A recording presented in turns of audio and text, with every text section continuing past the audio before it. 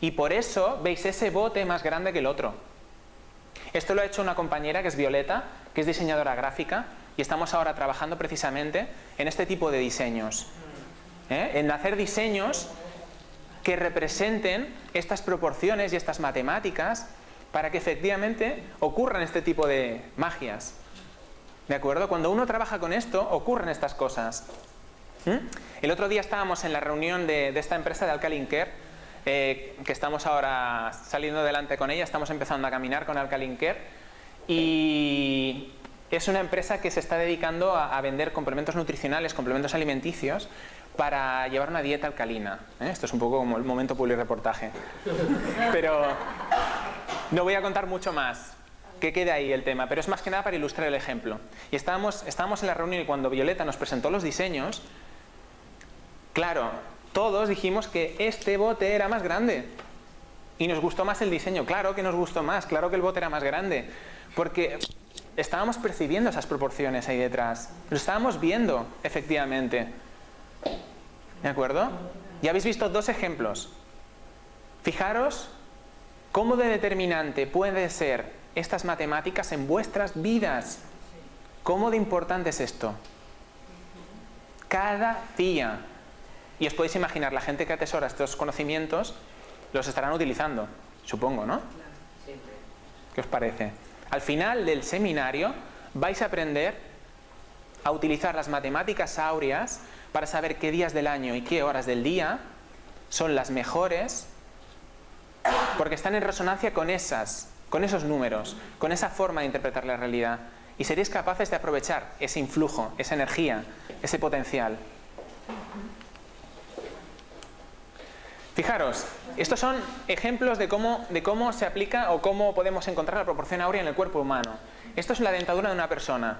Los odontólogos construyen o reconstruyen las bocas en función de la proporción áurea de Phi. Fijaros, las falanges de la mano. Las falanges de la mano están en proporción de la función de la proporción áurea. Si dividiéramos la distancia de esta falange entre esta, nos da Phi. Y sucesivamente con el resto de partes del cuerpo. Las flores, los pétalos de las flores, fijaros, no quiere decir que todas las flores tengan estos pétalos, quiere decir que la mayoría de flores tienden a repetir este patrón, porque es un patrón natural, universal, fractal. Un pétalo, 2, 3, fijaros, de 3 a 5. Y qué detalle tan bonito que justamente en la pentaflor, las rosas son pentaflores. Os lo digo porque estamos en Cataluña y el patrón de Cataluña es Sant Jordi, al igual que el del Reino Unido, Saint George. ¿Y cuál es la leyenda de Sant Jordi? Que mató al dragón. Y de la sangre del dragón surgió la rosa, que es una pentaflor. Una pentaflor.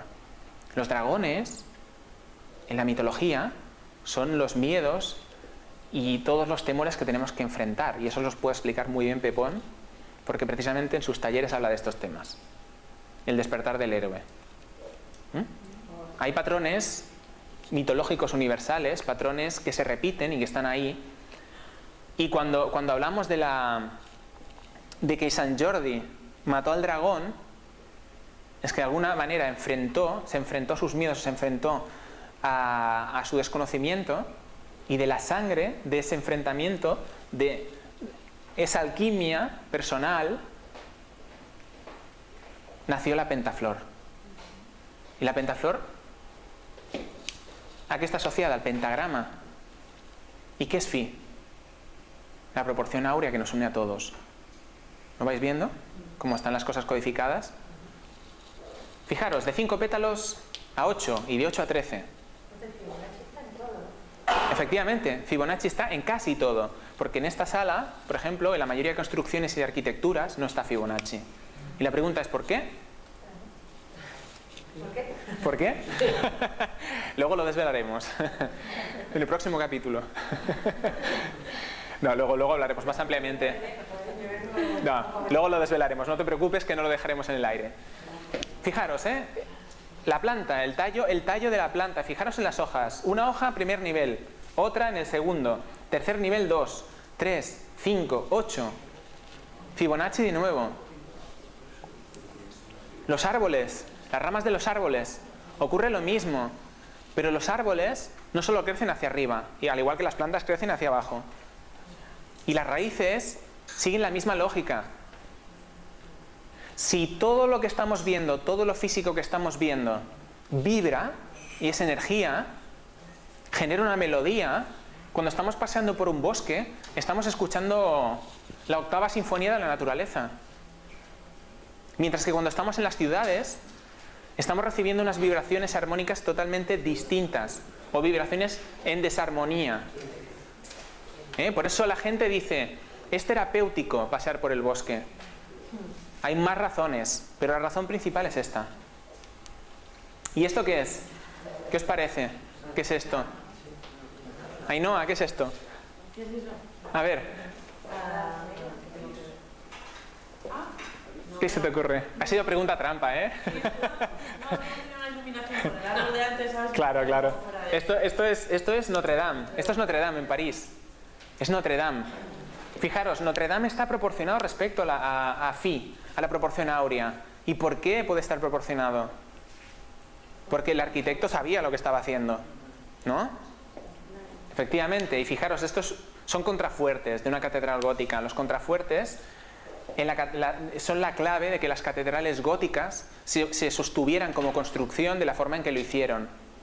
Los pilares de la tierra, que es una novela fantástica de Ken Follett, se fundamenta precisamente en este tipo de sabiduría. Aunque haya 1000 historias de fondo, al final lo que nos está contando es esto. Los griegos, esto es Atenas, lo mismo de lo mismo. El Taj Mahal, en la India. Otra vez Leonardo. No sorprenderá, ¿verdad? La Venus. Y esto es una caracola.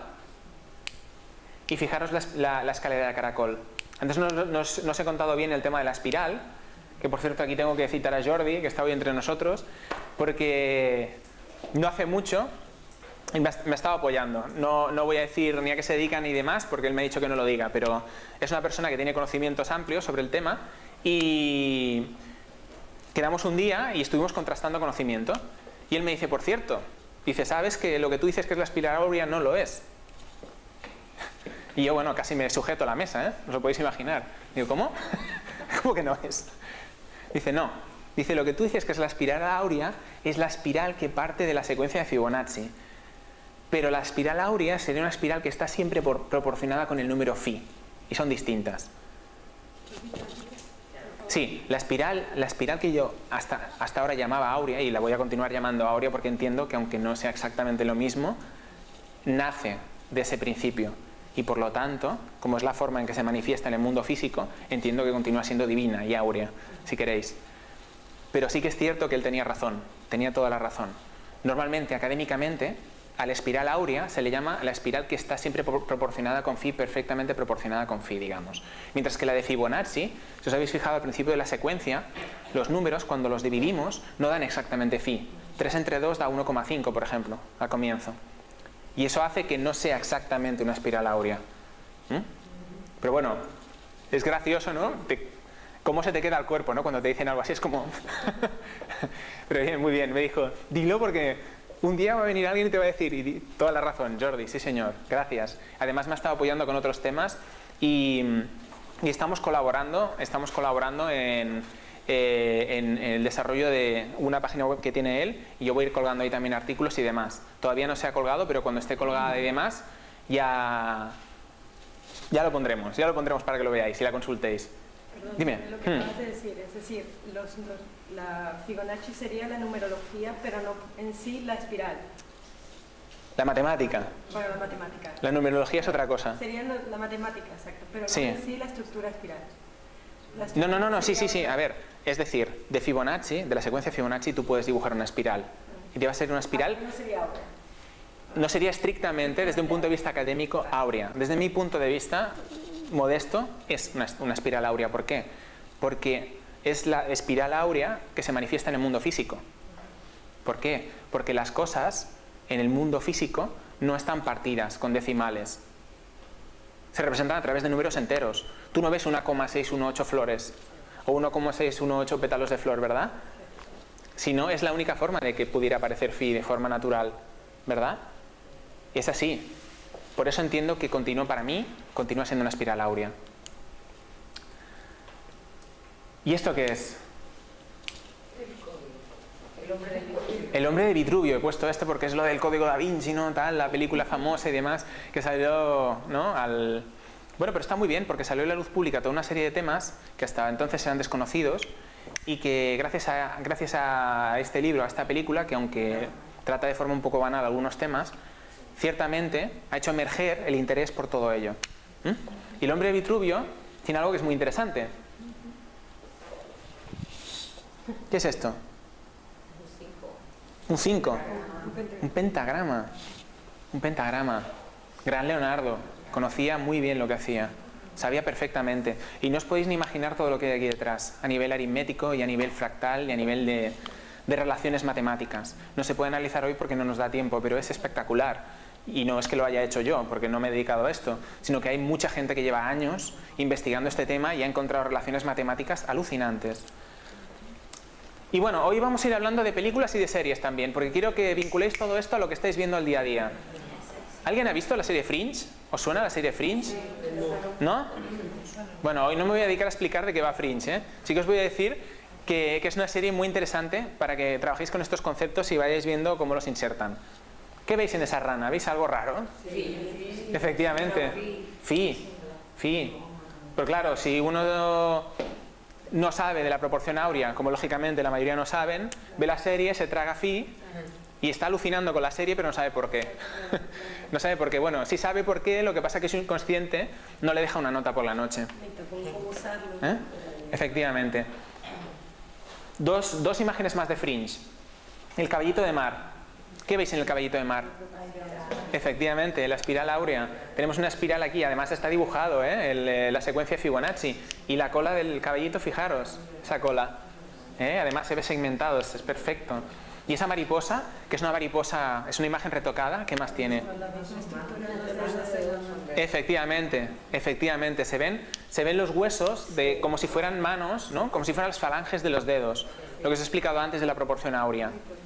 Y yo creo que ahora sí sería un buen momento para hacer un descansito, 10 minutos, que asentemos lo que acabamos de hacer, 10, como sean 11, ya nos espero. Venga.